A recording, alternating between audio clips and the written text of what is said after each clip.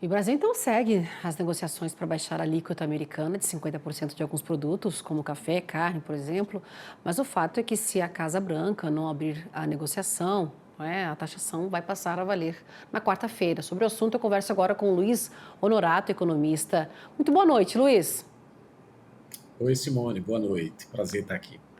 Luiz, a gente acabou de ver aí o ministro Haddad falando que o Brasil tem essa intenção aí das negociações, citou em relação aos produtos que ficaram de fora dessa lista de exceção, né? A gente tem esses produtos com os 50%, outros ficaram com os 10%, mas enfim, a gente viu o ministro falando em relação a essa ajuda aí para alguns setores, citando aí o café, né, que pode ser demandado, né, redirecionado a outros países, não é? A gente vê também os setores como o pescado que ele citou aí, que também está nessa lista aí dos 50%. Como é que você avalia todo o possível impacto para a economia, para a balança comercial brasileira? Então, Simone, já é uma boa notícia, né? A gente teve primeiro o impacto, né, dos 50% das tarifas, né, o tarifácio, como estamos chamando, né? E agora você já tem uma lista de exceções que é bastante significativa, né? Esses itens, né, das exceções, das 694, né, exceções que temos, já vão sair dos 50% para os 10%, o que dá um alívio significativo para os setores, né, agroindustriais brasileiros que estão nessa lista. É, o setor de aviação civil foi o que mais se beneficiou, né? Isso nos dá uma indicação do quanto o governo americano, o governo Trump, está sendo pragmático e olhando, claro, né, e todo mundo deveria fazer a mesma coisa, e acho que todo mundo faz a mesma coisa, olhando para os seus próprios interesses, os interesses daquela nação da economia dos Estados Unidos, né? Já é uma boa notícia, né? Quando a gente vê as autoridades brasileiras falarem, dizendo, não, mas isso a gente vai compensar, a gente vai encontrar novas alternativas. É claro, todo mundo está fazendo o seu papel, né, Simone? As autoridades têm que tentar realmente acalmar os mercados, acalmar os produtores, mas a coisa não é tão simples, infelizmente. Porque buscar alternativa, para pensar, as alternativas já existiam ou já existem. Certamente são aqueles segundo melhor que a gente chama em economia, né? Não é o primeiro melhor, é o segundo melhor. Então a gente vai vender sobre condições que não são talvez as ideais.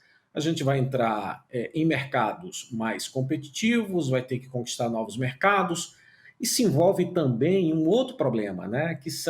Que é a construção das redes logísticas, né? O mundo vai ter que ser redesenhado, né? O dia 6 de agosto já está aí, né? Então essas novas alíquotas já vão ser implementadas, era para ser o dia primeiro. É claro que se tratando dos Estados Unidos no atual momento, sob o governo Trump, a gente pode daqui até o dia 6 de agosto ter novas informações, ter novas alterações e tudo pode mudar. Ou uma nova prorrogação.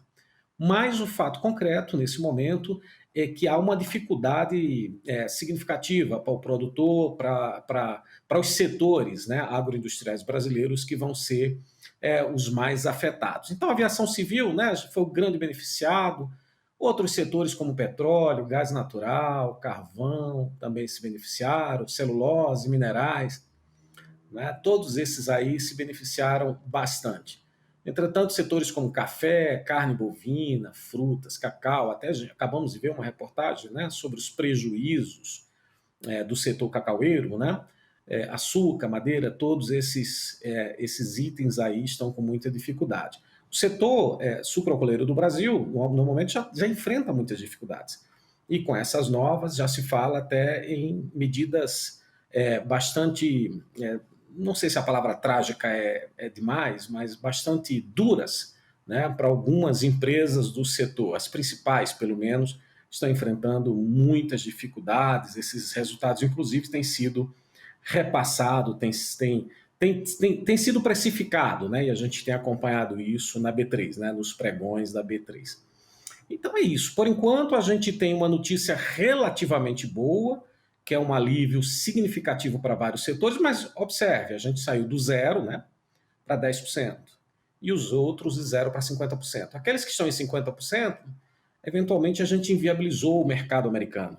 Falar em substituir mercados, compradores, não é tão trivial. Em alguns casos, isso não vai acontecer.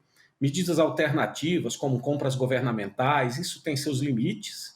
Não é? A gente não vai conseguir fazer isso como medida de longo prazo, a não ser que a gente comece a comprar e queimar café. A gente já teve essa experiência lá na crise de 29, né? Eu não acredito que isso seja uma medida viável e nem, inclusive, proposta para isso, né? E a gente vai ter que enfrentar essas dificuldades. Retaliações, a gente poderia discutir aqui também sobre retaliações. Também é outro aspecto difícil, Simone, a gente retaliar os Estados Unidos. Na verdade, os Estados Unidos é uma economia muito grande, né? A gente ouve muito a imprensa falar, as pessoas falarem, o Brasil também é grande. A gente é grande quando a gente se compara com os nossos pares aqui, os nossos vizinhos, né?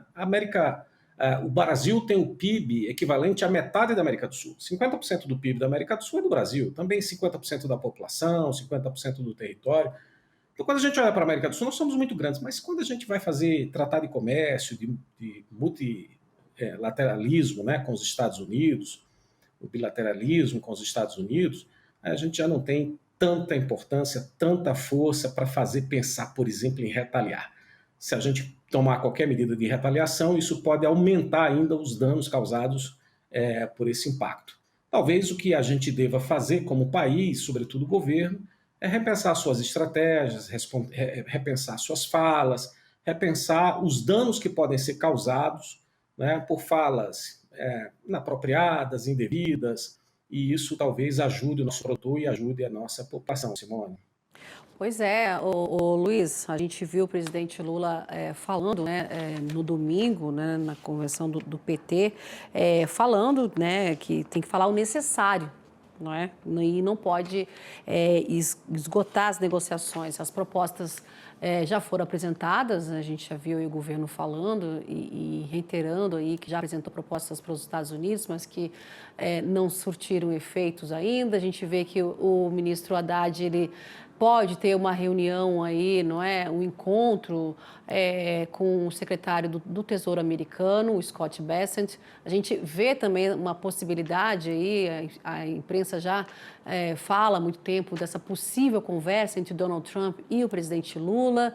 Né? No fim de semana, na sexta-feira, salvo engano, o Trump falando, não é, que está aberto para essa ligação, enfim. As negociações estão aí, a gente viu mais uma vez o ministro Haddad falando nessa pauta para diversificar os mercados. A China, não é, Luiz? Ela já colocou aí mais de 100 empresas, né, já habilitando essas empresas para essa venda do café brasileiro para eles. Mas o mercado asiático é uma possibilidade, né, um ponto positivo, mas eu estava ouvindo aqui que é uma possibilidade não para agora, né, para abastecer tudo que a gente manda para os Estados Unidos. Não é? Mas é uma oportunidade, é mais uma porta dos asiáticos que estão consumindo cada vez mais o café. Sem dúvida. São notícias que nos dão uma esperança, né, de mitigar esses efeitos, mas os danos vão ser muito grandes, né, para esses setores. O que eu acho que a gente tem que torcer, e as autoridades brasileiras têm que trabalhar nessa direção, é de reverter essa situação, né? Eu não sei se a gente consegue reverter tudo, porque as razões que estão ali apresentadas, elas mostram exatamente isso. Quer dizer, o produto americano, dependendo do que a gente esteja falando, por exemplo, um equipamento eletrônico, né, chega aqui com tarifas que superam os 50%. E isso tira, eventualmente, a competitividade do produto americano aqui no Brasil, né? Já os nossos produtos chegam nos Estados Unidos, eventualmente, com zero de impostos, não é? Pelo menos de tarifas de importação. Então, a gente já viu alguns exemplos, inclusive, nesse sentido. Então, a gente precisa, na verdade, fazer uma reforma profunda. A gente precisa, de fato, saber se a gente quer participar do mercado, do comércio global, né? do livre comércio. E aí a gente tem que se preparar, a gente tem que melhorar a nossa competitividade, aumentar a produtividade do trabalho. A gente tem que fazer um trabalho que é muito duro, é muito difícil, mas que a gente vem se eximindo, a gente vem deixando de lado, e a gente não pode continuar assim, né? O que virá amanhã? Quais as novidades que virão?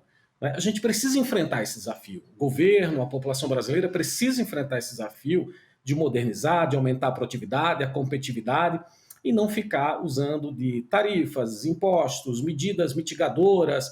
Não vai adiantar, não vai funcionar. Não é? E acho que essa situação só tornou mais flagrante tudo isso. A participação da China, veja, a gente, por um lado, reclama que a gente é dependente significativamente da economia americana. Mas a China é nosso principal comprador, então a gente vai aumentar ainda mais a dependência do comércio asiático. A China, obviamente, e eles são muito bons nisso, muito bons, eles estão de olho nas oportunidades, né? E claro que eles têm muito a se beneficiar, porque quando você perde um mercado importante como esse, a China aparece como uma grande posição e eles têm capacidade de se aproveitar dessas situações.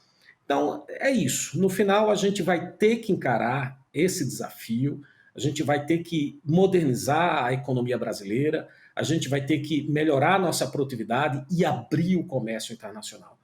Ou a gente não participa, né? Não dá para ficar, sabe, empelar ou trocar. A gente quer vender, mas não quer comprar, a gente tributa severamente. Isso a gente tem que realmente sentar na cadeira, ou sentar nas cadeiras, né? E fazer uma negociação, conversar e saber para onde a gente vai. Mas isso tem um custo muito grande.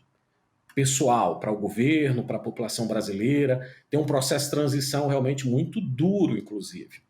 Mas é isso. No momento que temos exatamente isso, tem uma notícia que é mitigadora, né? Sair de 50% dos 10% para esses setores é muito bom, porque, afinal de contas, os 50% poderiam inviabilizar completamente esses setores, mas outros setores vão estar aí com essas dificuldades. Está todo mundo correndo, está todo mundo lutando, está todo mundo tentando mitigar esses efeitos, e é isso. É o que temos para fazer hoje, mas deveríamos aprender com esse momento, né, para exatamente melhorar o nosso mecanismo, nossos meios de troca, né? Senão a gente vai se deparar com outros problemas daqui a pouco, no futuro próximo, inclusive, né? Temos que aprender com os nossos erros, né? Temos que aprender com os erros dos outros para sermos vencedores, senão a gente vai ficar realmente sempre nessa situação difícil. E aí a gente vai ficar com essas medidas mitigadoras, vamos arranjar outros parceiros, mas sempre são segundo melhores, sempre a gente está perdendo, de fato, um grande parceiro. Vamos torcer que até o dia 6 tenhamos novidade, tenhamos boas notícias vindo da América do Norte e que elas possam amenizar tudo isso, né? Se, por exemplo, caísse todas as tarifas para 10%, quem sabe? Já seria uma notícia absolutamente interessante para todos nós, porque, afinal de contas, boa parte dessa pauta, desses itens, nós somos muito competitivos, nós somos muito bons no que fazemos. Nós não temos por que ter medo de competidores e parceiros, né, competidores mais internacionais, se formos competir em igualdade de condições. Agora, com uma sobretaxa dessa, uma tarifa dessa, aí a gente vai ter realmente dificuldade. Vamos torcer, Simone, vamos torcer para até o dia 6 termos notícias melhores vindo lá da América do Norte. É isso aí, pelo que eu vi, esse 50%, não é? Torna-se inviável, não é? Inviável esses setores, né, que foram sobretaxados continuar exportando. Luiz Honorato, economista, muito obrigada, viu, Luiz, pela análise hoje aqui com a gente. Uma boa noite, um bom início de semana para ti. Obrigadíssimo, estamos às ordens, Simone. Tchau. Vamos começar.